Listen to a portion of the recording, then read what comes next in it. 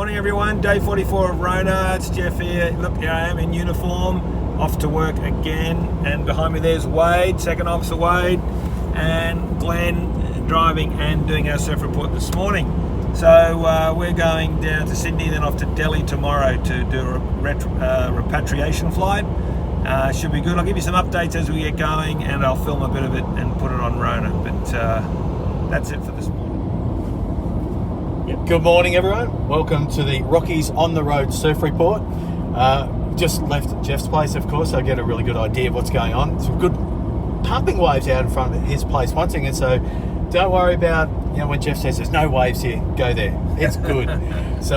But there's, some good swell. Been really good the last few days. We've had those strong southerlies, and we'll have the next couple of days a bit of residual leftover swell around a metre and a half. 12-second period, so really nicely sorted. The point breaks will be the best on the low tide, but the beach breaks, because we're on the back of the full moon, so some pretty big high tides around the middle of the day. So get your surfing in early. Get off the road. Hang on, I'm going to get the eyes back on the road. So get in the water. Don't get on the road. Have fun. Thanks, Gleno. And here's Wade. So Wade, how's Corona been treating you? Hey, well, for starters, it's nice to be in the uniform. It's a bit wild. It's sort of early days. A week seems like a month. It's trying very hard to find out what time of day. We've had homeschooling, which has been a challenge in itself. Nice in theory, but very hard work. A period of being stood down to stood up, to being stood down to getting external work outside of Qantas, and that's evaporated. So it's been really hard to find a normal, and I'm still looking for it. But I'm very aware that other people are doing it a lot worse than us, and grateful to be in a position we are. So if you are struggling out there, talk to your friends, talk to people. It might change your perspective on where you actually sit, or it might just make their day, or help them out, let people vent their feelings. So look out for each other. Such wise words on young shoulders. Thanks, Wade. Arrived in Sydney, in the hotel, locked in for 24 hours. Beautiful day and a good view. Swiss hotel here. Not much happening though. Everything, no cranes are working. Check of the office space down here. Not much happening in this joint. No little workers there.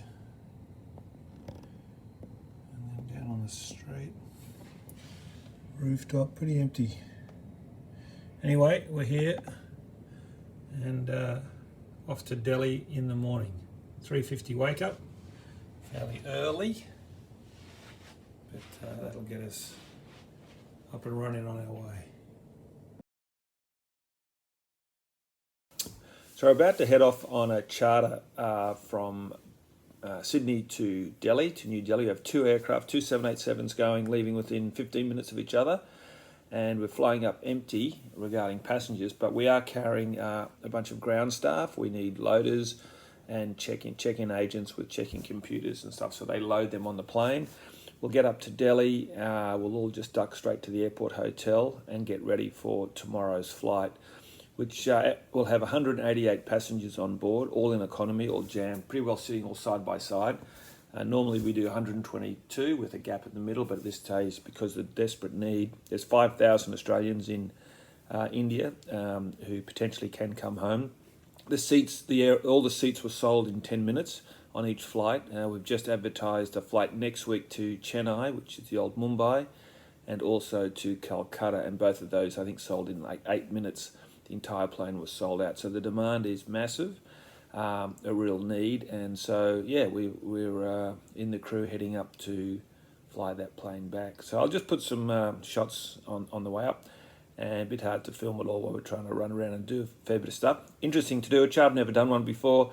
It's good because there's a lot of extra things to think about, a lot of things to consider, and we have the first officer, Dave Summergreen, is also what they call the charter coordinator. So he coordinates the charter. He's done a lot of groundwork before this flight, organising all the paperwork. There's an enormous amount of paperwork and forms to be filled out, and overflight clearances and security clearances and stuff, and DFAT things. So he's run and organised that, and while he'll be acting as first officer, he'll also be running around on the ground in Delhi, seeing that he's up here last week, so he has done it before, so he's got an idea of how it all works. and how to grease the wheels to keep the whole show on the road. So pretty exciting thing to be part of. It's a great thing Qantas is doing in bringing these people back, and here's just a small snippet of a day on a Qantas charter. Thanks. This is a flight plan heading from Sydney up through Alice Springs, across up through Indonesia, Bali and Singapore, and then across the Bay of Bengal and finally up into Delhi. Here's a great shot of Alice Springs. You can see the airport just down there in the front, and then as you head off round to the right through the little gap there, you go through the gap and there's Alice Springs itself right out in the middle of Australia. Here we are over the Indonesian archipelago of islands, and this is just off the left-hand side of Bali, and that there is the famous G-Land, which is an amazing surfing spot. You've got to head through a lot of jungle though to get there, quite difficult to get to the spot, but that's the infamous G-Land in Bali. Here's another great shot of one of the volcanoes in Bali there. You can see the dusted top from a recent detonation. Here's some of the information we get on the flight deck. It's called an eyeball.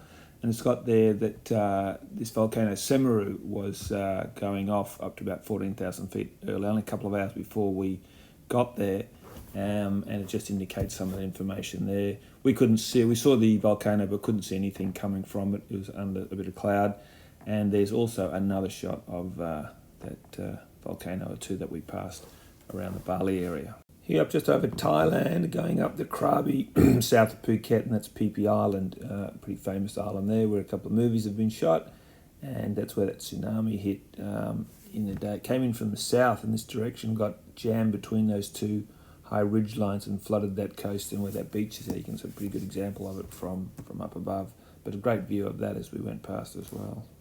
Flying into Delhi was pretty straightforward, and not a lot of traffic there, which made it easy, and also the controllers, they sound like they've got a mouthful of marbles when they talk, but it was pretty simple because there's only really a few aircraft around. Couldn't see much, so not many photos there because it was very a lot of smoke and a lot of sort of mist in the area. And yeah, when we landed on the airstrip, there were just aircraft strewn everywhere. You'll see a few shots from the videos up ahead, but there were just planes with taped up engines and all just covered with plastic bags to stop all the inlets and stuff getting damage in them, and there was just planes from all different carriers just strewn on the entire airport. It was quite a weird feeling actually when we got there to see that many parked aircraft.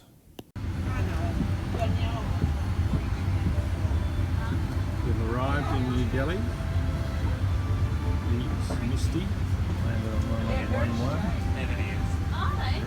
There's stairs out here. The aero bridge isn't working, so we're going to use a set of stairs. We're at the right hand door.